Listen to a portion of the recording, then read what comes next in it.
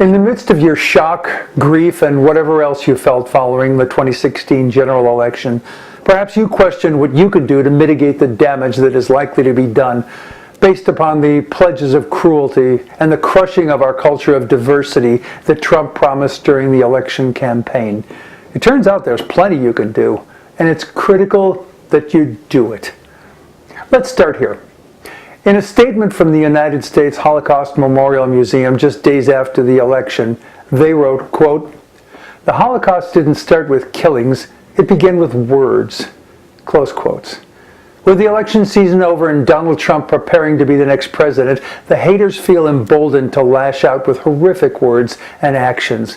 So let's first consider what you can do about that. Download the Southern Poverty Law Center's excellent guide, 10 Ways to Fight Hate, because the really bad stuff is already happening. For more evidence, there's a link in the written blog of some of what was chronicled on just the first day following the election. This is the kind of stuff that makes it mandatory to read the SPLC's guide and take action. And there's more to do. Download and read Representative Jerry Nadler's essay, How We Resist Trump and His Extreme Agenda. There's a link in the written blog.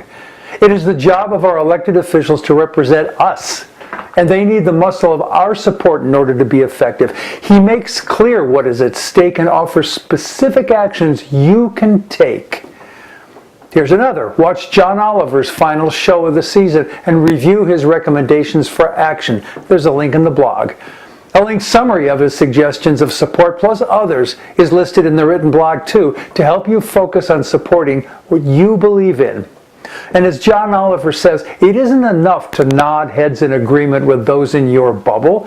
You actually have to do something to protect what you hold dear. Here's a little clarity about what that means. Our special forces, our SEALs and Rangers and the rest, are composed of some of the most highly trained and physically fit people in the world. They are pushed beyond any limits they thought they had or might reasonably recognize. When one of them is at the point of exhaustion and tells his team he can't go on, the response is, get this, so what? Exhaustion doesn't matter for these people because there's a critical mission which must be completed successfully. It's hard. Perhaps it hurts. Maybe doing yet more seems impossible. Yet all that doesn't matter because of the imperative of the mission.